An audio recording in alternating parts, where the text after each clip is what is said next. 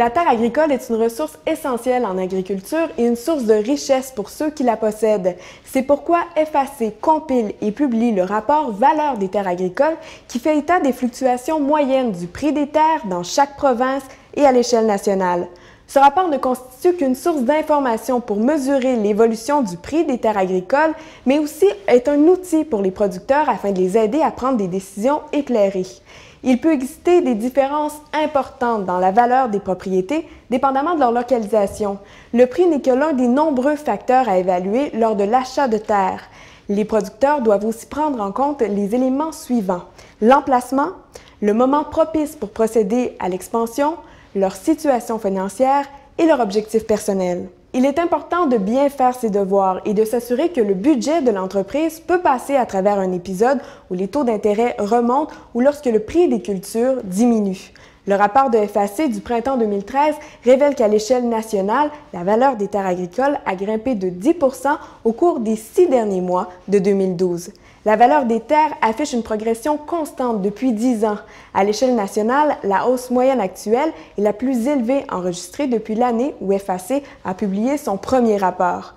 La deuxième hausse la plus importante est de 8,6 et elle a été enregistrée au cours du premier semestre de 2012. La dernière diminution de la valeur moyenne, soit de 0,6 %, remonte à 2000. Bien que l'augmentation moyenne a été de 10 % au pays, elle varie considérablement d'une province à l'autre. Selon le rapport du printemps 2013, les hausses les plus importantes ont été observées au Québec, au Manitoba et en Ontario. Le Québec a enregistré la hausse moyenne la plus forte, avec 19,4 %. Le Manitoba a pour sa part enregistré une hausse de 13,9 %, suivie de près par l'Ontario avec une augmentation de 11,9 %.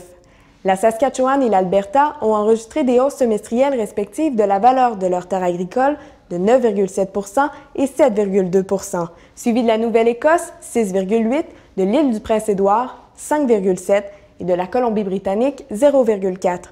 Aucun changement n'a été observé au Nouveau-Brunswick et à Terre-Neuve et Labrador. Je m'entretiens aujourd'hui avec l'économiste agricole en chef de FAC, Jean-Philippe Gervais, afin d'examiner les principaux facteurs à l'origine de la valeur élevée des terres agricoles. Monsieur Gervais, bonjour. Bonjour. Dites-moi, plusieurs observateurs signalent déjà depuis un certain temps que la faiblesse des taux d'intérêt ainsi que la vigueur des recettes des cultures sont deux facteurs déterminants qui peuvent expliquer la valeur élevée des terres agricoles. Est-ce que c'est toujours le cas selon vous? Je crois bien que oui. La force des recettes monétaires dans le secteur des grandes cultures crée un environnement propice aux propriétés agricoles. Cela, combiné à la faiblesse des taux d'intérêt, a permis aux producteurs et aux agro-entreprises de prendre de l'expansion. On s'attend d'ailleurs à ce que les taux d'intérêt demeurent relativement bas, puisque la Banque du Canada a assoupli récemment sa position relativement aux futures hausses de taux d'intérêt en raison de faibles pressions inflationnistes au Canada. J'en déduis donc que les futures recettes tirées de la production des cultures auront un impact décisif au cours des prochaines années sur la valeur des terres. Est-ce que c'est le cas? Absolument. Les recettes monétaires tirées des grandes cultures sont fortement reliées à l'évolution de la valeur des terres agricoles. D'ailleurs, Agriculture agroalimentaire Canada, le département américain d'agriculture ont récemment publié leurs prévisions de long terme sur une période de 10 ans pour les marchés agroalimentaires. Et ces prévisions révèlent que les prix des grandes cultures, bien qu'ils vont descendre des sommets observés récemment, vont tout de même rester au-dessus de leur moyenne historique. Ceci étant dit, le rythme de croissance de la valeur des terres qu'on a observé dans les dernières années va probablement ralentir au fur et à mesure que les prix descendent des récents sommets observés dans les derniers mois. Ces perspectives sont plutôt favorables. Est-ce que vous voyez des risques à l'horizon?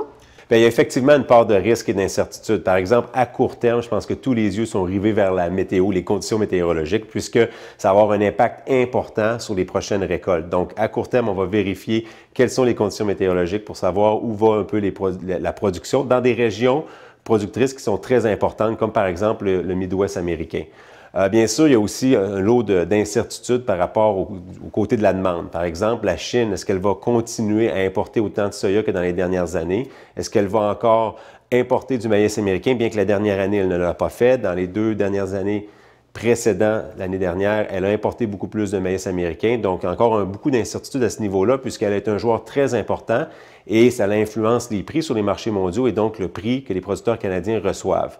Du côté de l'offre, on va garder un œil sur des pays émergents comme le Brésil, l'Argentine, l'Ukraine. Est-ce que les prix élevés présentement vont encourager ces pays à augmenter leur superficie et donc à augmenter leur production? Un choc inattendu du côté de l'offre pourrait entraîner une baisse de prix plus importante que ce que l'on prévoit présentement. À quoi peut-on attribuer cet intérêt si marqué pour les terres agricoles canadiennes? Mais contrairement à d'autres actifs financiers, il y a eu très peu d'aspects négatifs reliés aux terres agricoles dans les dernières années. Ça va faire des rendements intéressants et aussi les perspectives dans le futur, sur le plus long terme, sont positives. Par contre, ce que l'on observe, c'est toujours encore des producteurs qui vendent leurs terres à d'autres producteurs qui, eux, veulent prendre de l'expansion, capturer les économies d'échelle, déployer des nouvelles technologies sur leurs terres qui leur permettent de cultiver des plus grandes superficies.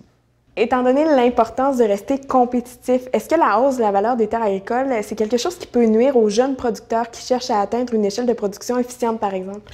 L'agriculture a toujours été une industrie très intensive en capital. Donc, c'est sûr que la hausse récente dans les dernières années, par exemple, de la valeur des terres agricoles a compliqué un peu la vie aux jeunes agriculteurs ou encore aux entreprises qui débutent.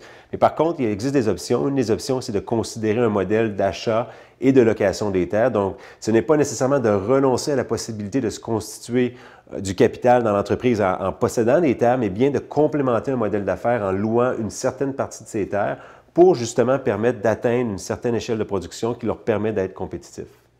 Vous nous avez parlé de location. À l'heure actuelle, justement, est-ce que c'est préférable pour les producteurs de louer ou d'acheter les terres?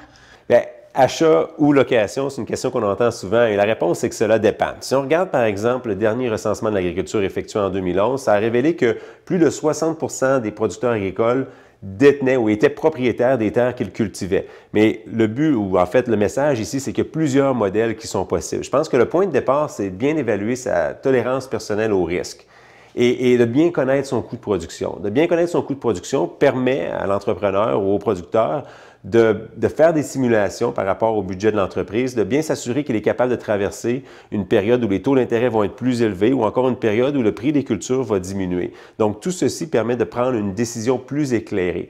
Il existe d'autres outils, par exemple de comparer le prix des terres avec le taux de location. De bien connaître ces deux variables-là permet de prendre une décision plus éclairée.